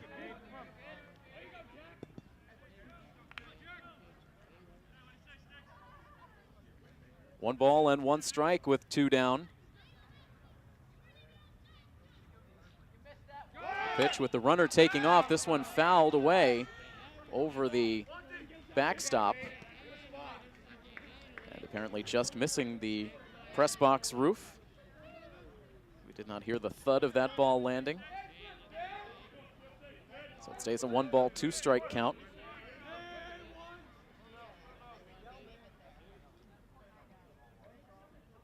The next pitch, this is outside. 2 balls, 2 strikes, 2 outs. The starting pitcher, Sean Calnan, the runner at first. He will, in all likelihood, return to the mound for the bottom of the 6th inning, working on a strong effort, trying to lead his team to their 9th win on the season, even the season series against the Hawks. As this pitch is on the inside corner for a called strike 3. That had Swift flinching. He ends up going down on strikes for the 3rd time in this game against Aiden Wild. That is strikeout number 9 for Wild. An impressive strikeout total for the junior. keeps the score as is, 3-1, Hopedale over Milford. Can the Scarlet Hawks make some offensive adjustments? We will find out as they come to the plate in the bottom of the 6th inning next on Milford TV. 3 runs on 7 hits with 2 errors for the Blue Raiders. 1 run on just 3 hits with an error for Milford. The Scarlet Hawks have not had a hit since the 3rd inning. They have had base runners, though, a couple of walks. Sean Kalman back on the mound for his 6th inning as expected. Kalman has struck out 5. He has walked 4, and that has gotten him into a couple of jams over the last few innings. He walked back-to-back hitters with 2 outs last inning, but was able to strike out Alex Cody to get out of it. Both of these pitchers operating very well throughout this senior night game. Alex Masick, the senior, leads it off at the plate for the Scarlet Hawks and takes a called strike 1. Masick has put the ball in the air twice so far tonight, but they've both gone for outs, a fly out to left and a fly out to center.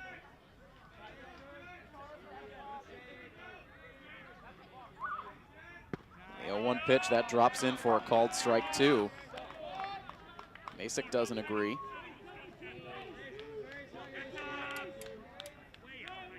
Nothing in 2 the count. And Masick flinching at that ball, but he was able to keep the bat back as that one broke down and in.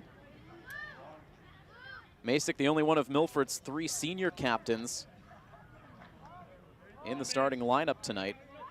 Tyler Renault on the bench, and of course we still await if and when Blake Hill will make a return to either the lineup or the mound through this high school season.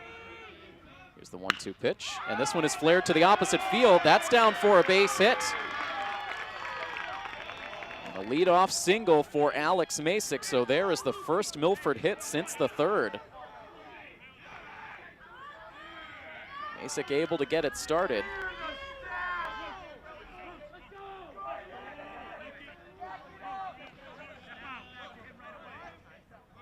And now Luke Allegrezza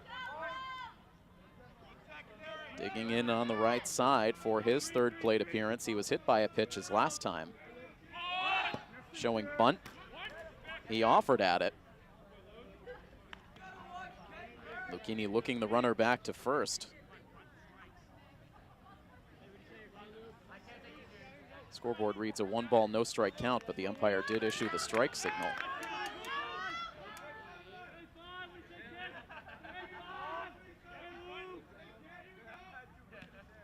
Masick leading off of first as Allegrezza looks to bunt again. Now Lucchini will snap the throw down to first. Masick able to dive back in.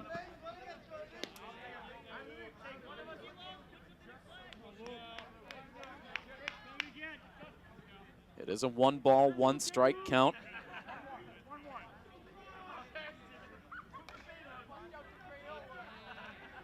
Kalman to the set, checks on Masick again, and safe at first.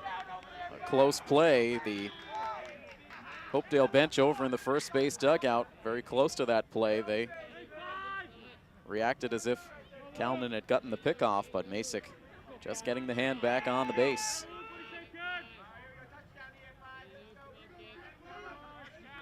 We'll see if Allegrezza again shows bunt. He does. Gets it down, but foul.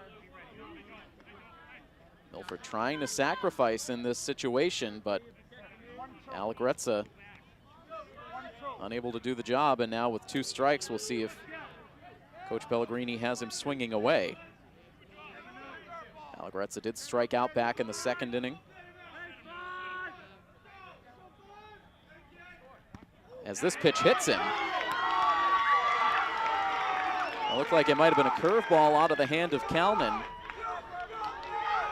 And so Allegrezza able to advance the runner, a painful way to do it, but he ends up getting hit by a pitch for the 2nd straight at bat.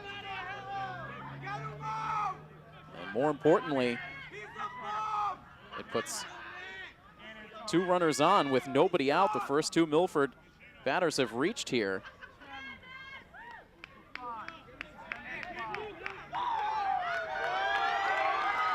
see a pinch runner here for Luke Allegrezza, who gets a lot of support from his teammates as he heads back to the dugout. Allegrezza sporting a mustache for tonight's game that has not gone unnoticed by anyone in the ballpark, and drawing attention to that mustache as he headed back to the dugout. Matt Antonio, the pinch runner at first base.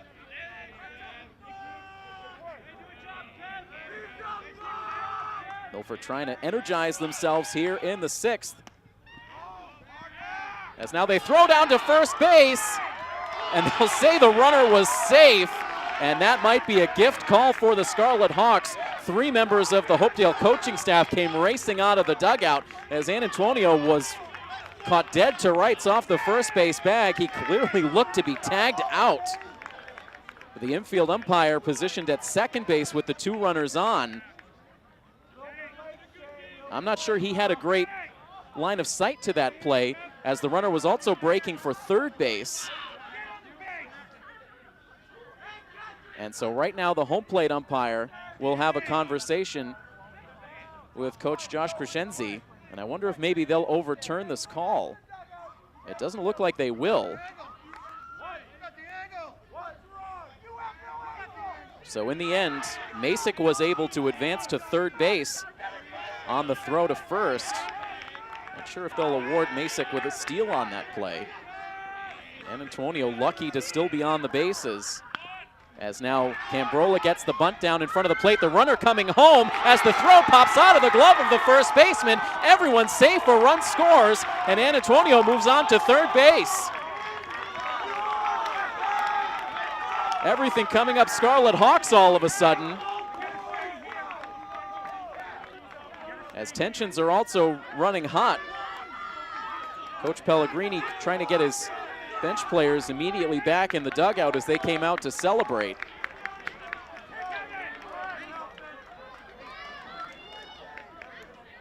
So a bunt base hit for Cambrola as Milford tightens the score now to 3-2, and there are still no outs in the sixth as that ball is low and outside. The runner immediately taking off, and Cambrola gets down to second base with the steal.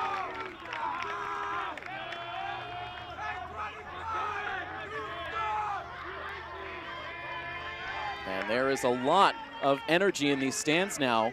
The Milford fans had grown quiet as the offense had struggled to get anything going through the middle innings, but here in the sixth inning, putting a rally together. They have the tying run at third base, the go-ahead run at second, nobody out, and Hopedale brings the infield in all the way around as Mobilia shows bunt. And Milford with these bottom of the order bats really trying to just manufacture this rally. We've seen a lot of bunt attempts. Allegrezza, Cambrola, and Mobilia all showing bunt. Mobilia again, and here he takes the pitch high.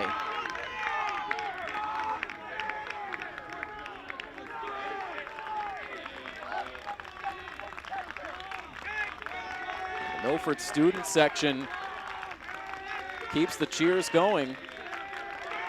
The pitch from Kalnin, and a close one ruled a strike. And it's a 3-ball, 1-strike count on Mobilia. The last time he came to the plate, he had 2 in scoring position with 2 outs, and he struck out to end the inning. Looks bunt again, takes the pitch low and outside for ball 4, and the bases are loaded.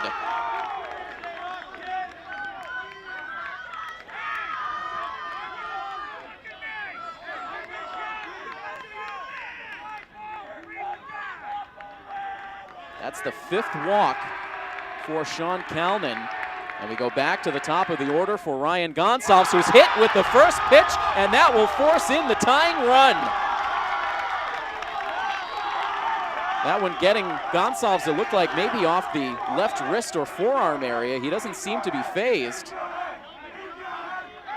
And Coach Crescenzi back out of the dugout now for Hopedale, and we'll see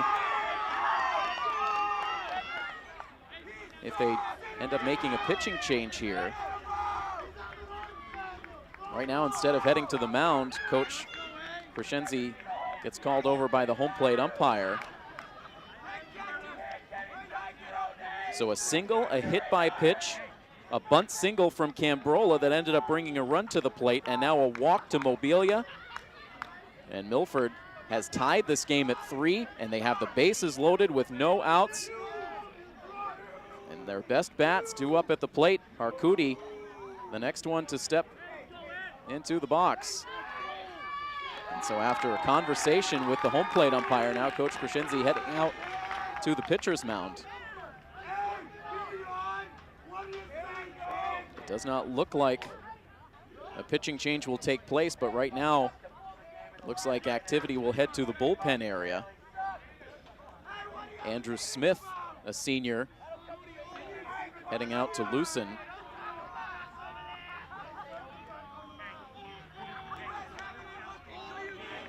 And so the visit finally breaking up as Coach Crescenzi heads back to the first base dugout.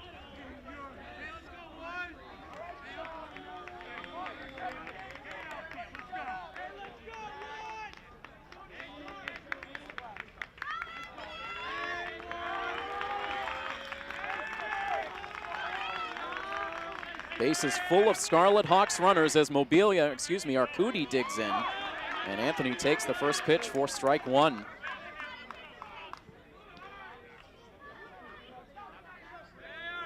Two runs home already in the inning as Masick and Anantonios have scored, and now Arcudi drops this ball out into left field for a hit.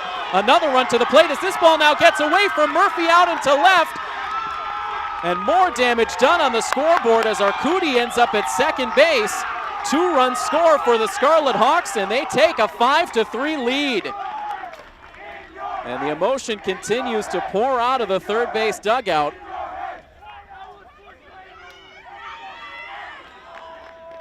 Arcudi coming through with the base hit. Should be 1 RBI on the play for Arcudi, as then the fielding error out in left from Murphy ended up allowing Mobilia to score as well. A 4-run inning so far and still nobody out. Milford trying to break this game open as now this ball trickles away. It takes a hard bounce off the backstop as now just sliding in safely as Gonsalves at third base. His slide ended up pulling him up short of home plate, but he was just able to get the foot down on the home plate before Lucchini applied the tag. So a wild pitch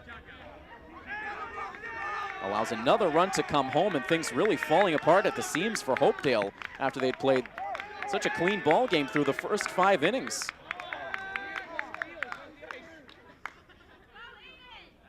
And we'll see if the relief pitcher starts warming up with more intensity, as Calnan seems like he is really laboring now.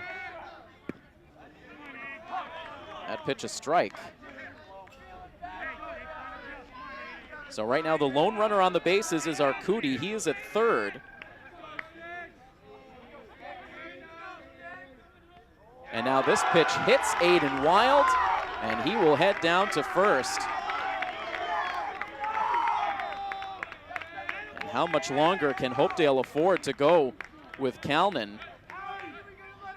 It took quite a while for them to even get a reliever out to the bullpen. Smith has not been warming up for all that long. So Calnan will stay in the game to face Zach Tamani, the 8th Milford batter to come to the plate in the 6th inning. Milford turning a 3-1 deficit into a 6-3 lead.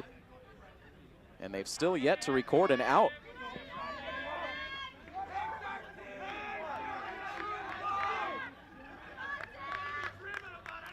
The runner takes off for second as the pitch is low to the plate. The throw from Lucchini down to second, not in time. Another stolen base for Aiden Wild. He has 2 in the game. Takes a traditional double play off the table as Milford has 2 in scoring position. And now the 1-0 pitch to Tamani. That misses high.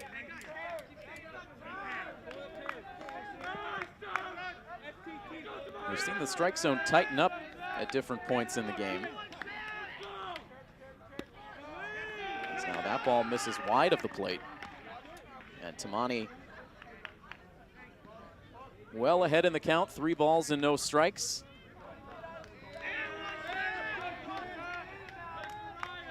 Takes a long look in to Lucchini. Now comes to the plate, and that's on the inside edge for a strike. Tamani not inclined to swing.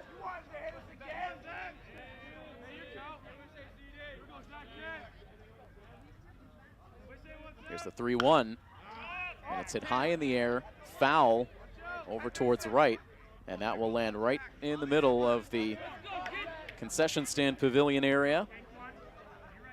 A lot of fans on their feet over there watching this Milford rally. All of a sudden now it's the Hopedale fans who have grown quiet. The Scarlet Hawks fans very much alive as Tamani takes a look at ball 4. And this will finally be the night for Sean Calnan. An incredible turn of events for Sean Calnan in this game. Through the first 5 innings, he had limited Milford to just 3 hits and a single unearned run.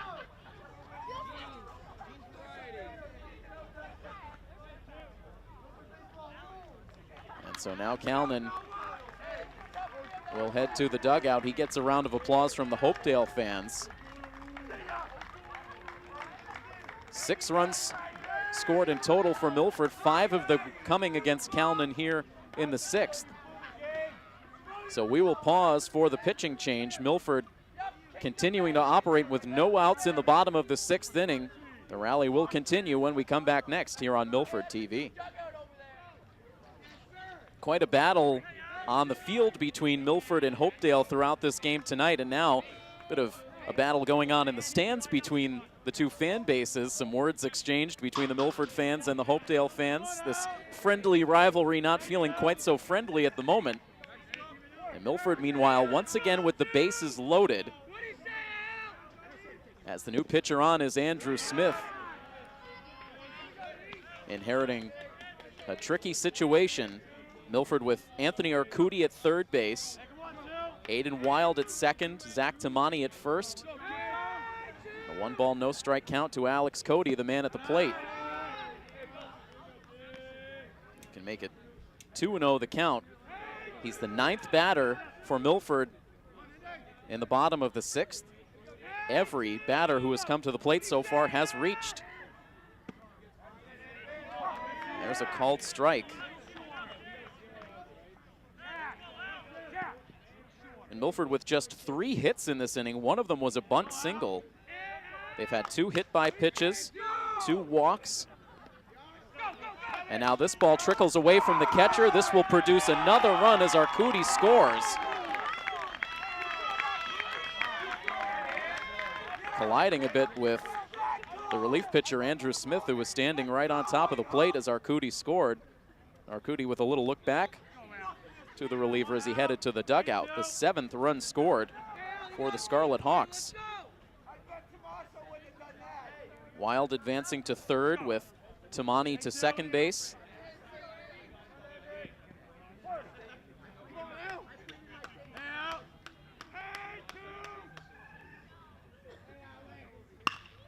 Cody with a fly ball out to left center field, and a sliding attempt for Mike Murphy, but that's down for a hit. Wild will cross the plate with the 8th Milford run, an RBI single for Alex Cody. And now an 8-3 score. So Milford goes all the way through the batting order with all 9 batters reaching against Hopedale pitching. That run charged to the starting pitcher, Sean Calnan. You can't close the book on Calnan just yet. Still responsible for Zach Tamani at third base.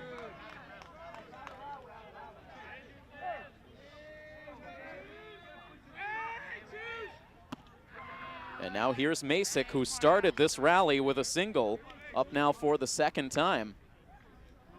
It was a very different complexion to this ball game when Masick first came to the plate in this 6th. And Masick sends a high fly ball out to center field.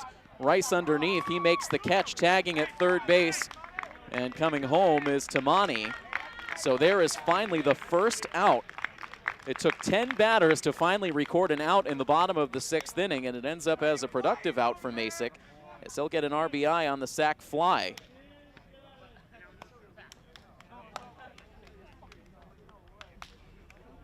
And now a 6-run lead for the Scarlet Hawks, as we will see a pinch hitter, as Allegrezza had been lifted for a pinch runner after he was hit by a pitch earlier in this inning, and now coming to the plate in his place is the senior captain, Tyler Renaud. So Tyler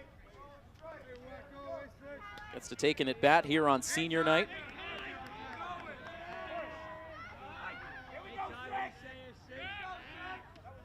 And first a pickoff check over at first, and of course you have to think back to that pickoff play earlier in this inning with Antonio running for Allegrezza, a play that really should have resulted in an out. We'll have the benefit of looking back on that play after the game. We don't have the opportunity to check replays in real time. But certainly from up here in the press box, it looked like Antonio was out at first. And how different might this inning have unfolded if that out had been recorded?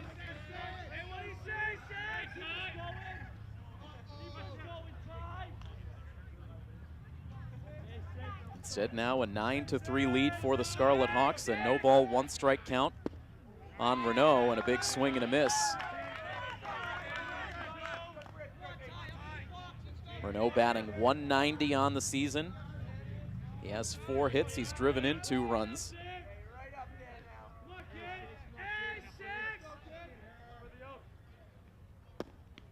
Takes that pitch inside.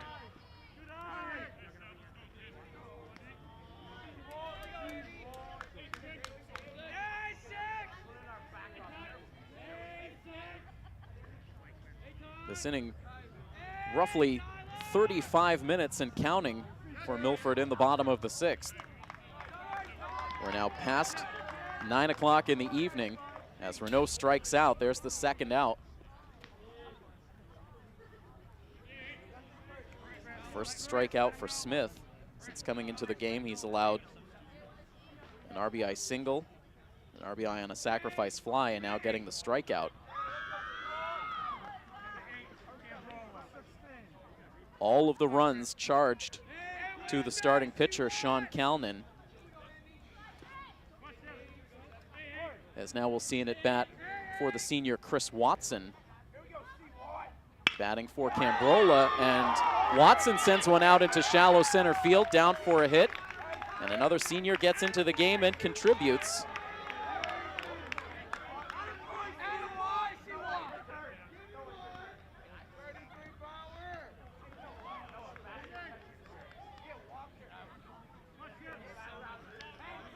Puts runners at first and second base now for Tony Mobilia. He walked in his first at-bat of this inning.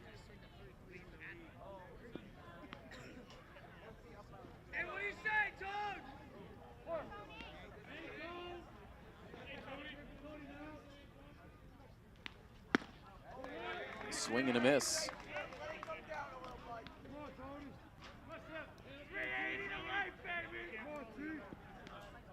Mobilia has walked, struck out, and grounded out this evening.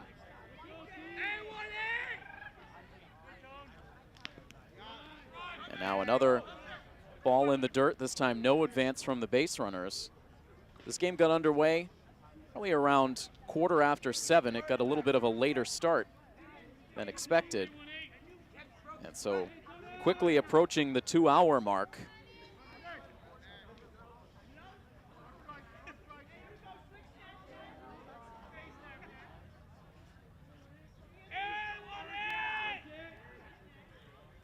The 1-1 pitch is high,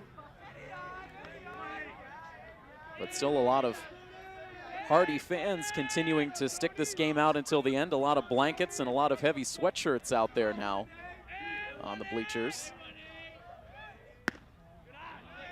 As Mobilia takes a look at another ball.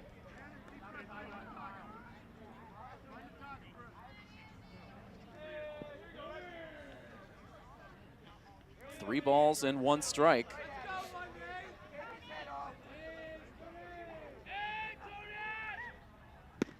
And Mobilia, an aggressive swing and a miss.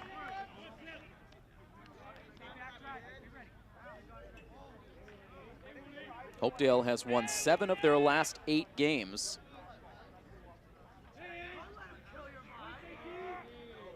Looked like they were well on their way to a victory here tonight, but Milford flipping the script in the bottom of the 6th. Here's the 3-2 pitch. It's low for ball 4. Mobilia works the second walk of the inning. He's walked twice in the frame. He is now at first. That pushes Watson to second base. Cody at third. As now this pitch skips away from the catcher, and Cody will cross the plate as Milford crosses into double digits in runs scored. They take a 10-3 lead.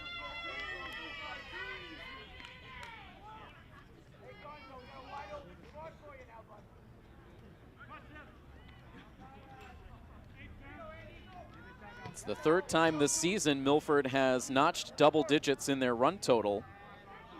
And it's the 2nd time they've done it to Hopedale this season. As that pitch comes up around the eyes of Ryan Gonsalves. Gonsalves now takes his 2nd at bat of the inning. He was hit by a pitch the first time he came to the plate in the 6th.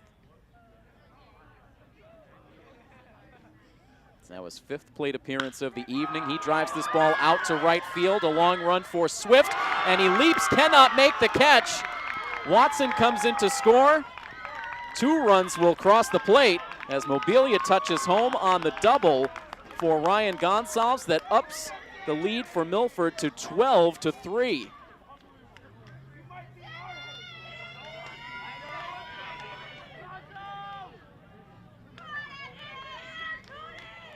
And now all of a sudden, you start thinking about putting the mercy rule on the table. If Milford can produce 3 more runs in this inning, we will not move on to a 7th. Gonsalves with 3 runs batted in this frame. As now Arcudi tags this ball out to left field. A diving catch made by Mike Murphy. And that will finally bring an end to the bottom of the 6th inning. But what an inning it was for the Scarlet Hawks on this senior night. They absolutely light up the scoreboard, and in the process they turn a 3-1 deficit into a 12-3 lead. And Milford will look to finish off the senior night victory as we head to the top of the 7th inning next on coverage of Scarlet Hawks Athletics on Milford TV. When all was said and done, Milford sent 15 batters to the plate in the bottom of the 6th inning. They scored 11 runs on just 6 hits. A trio of hit batters in the inning, a sprinkling of walks as well. Milford eventually driving Sean Calnan from the game. Andrew Smith coming in relief. He ended up allowing 3 runs on 3 hits of his own. And what we thought was going to be a tight ball game all the way through turns into a blowout. A 9-run lead for Milford, a new pitcher on for the Scarlet Hawks as Nate Irwin comes out for the 7th and fires in the first pitch low for ball 1. Nate Irwin takes over after 6 stellar innings from Aiden Wild. And a big swing and a miss from Jonathan Rice. You have to know this Hopedale team is feeling the frustration. They had a win within their grasp before things just went off the rails in that bottom of the 6th. And now another swing and a miss. Jonathan Rice, Shane McQuarrie, and Brian Espinette, the 3 batters expected here in the top of the 7th. And now a tapper to the right side. It's going to be a tough play. Arcudi fields, throws to first, but not in time. It was a bounding ball. Hit too slowly for anyone on the right side of the infield to make a play. And so Jonathan Rice has reached all 4 times he's come to the plate. This time courtesy of the infield single. Officially, he's 2 for 3. He's has 2 hits in the game. He also reached on an error and was hit by a pitch. And so we'll see a pinch hitter for McQuarrie as Kyle Valenti, the senior, will take an at-bat.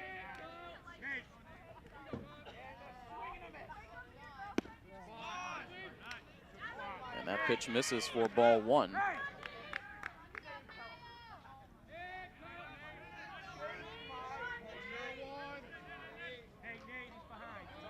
Shane McQuarrie had been 1 for 2 with an RBI double. He also walked.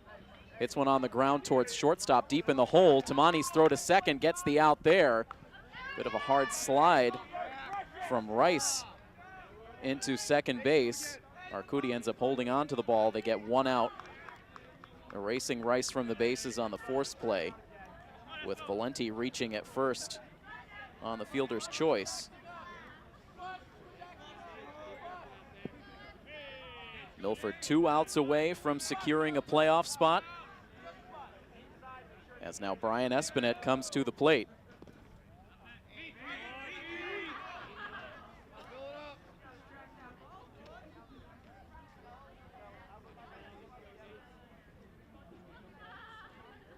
A 1-ball, no strike count. The runner leading off of first, not held on.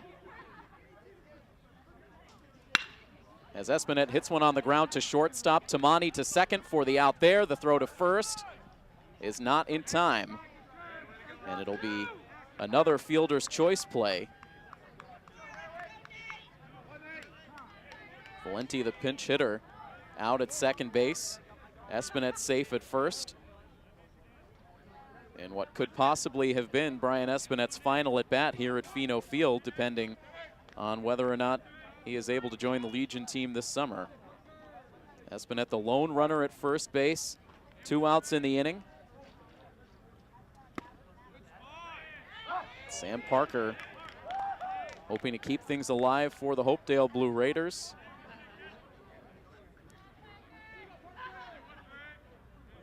Irwin's next pitch misses away. Nate with that wild up and down effort in the start against Stoughton on Monday. When all was said and done, he pitched well outside of those first 2 innings, picked up the win in the complete game. Despite allowing 6 runs through those first 2 innings, he hung tough and really pitched well over those final 5. He's 1 out away from ending this one, a 2-ball, 1-strike count to Sam Parker, who tripled back in the second inning, leading to Hopedale's first run. He also singled in the 4th and struck out in the 5th.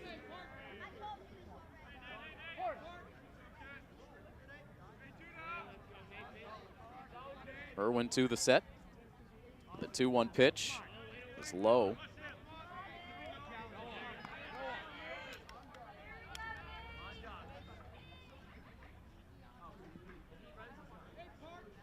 Should Parker reach, Mike Murphy would be the next batter. And he will indeed come to the plate as Irwin issues ball 4.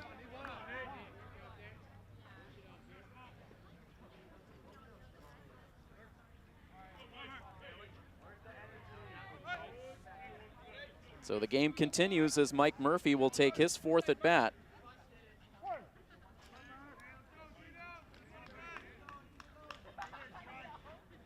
He swings at the first pitch, grounds it to third base. It's a fair ball. All Cody has to do is step on the third base bag for the out that ends the game. And the Milford Scarlet Hawks, after seeing their 3 decades-long playoff streak come to an end last season, they earn their 10th victory here on this senior night. And the Scarlet Hawks once again have punched their ticket to the MIAA playoff tournament. What a wild game it was here tonight, a game that Hopedale controlled through much of the night. But Milford, on the back of that 11-run bottom of the 6th inning, they take this game by a final score of 12-3. So the victory goes to Aiden Wild, who improves to 2-1 on the season, and the loss goes to Sean Kalman, who pitched well but ultimately faltered in that 6th inning. So Milford now with the victory. They have 10 wins on the season, 10-5 overall on the year. Continuing to compete hard in the Davenport Division standings with the loss. Hopedale falls to 8-3 overall on the season. We've got plenty of Milford Athletics to present to you next week. We'll have a pair of softball games. We'll also cover the boys volleyball senior night game next Friday as well, so stay tuned to that coverage on Milford TV. In the meantime, a big thank you to our Milford TV crew on hand for the game tonight. Milford High School alumni Tim Rossetti back in the house helping us out both on camera and directing. We also have John Giacomuzzi and Rob O'Keefe helping out on camera as well. And I am Tim Coet. That final score, one final time, Milford over Hopedale on senior night by a final score of 12-3. This has been a presentation of Milford High School Athletics here on Milford TV. So long, everybody.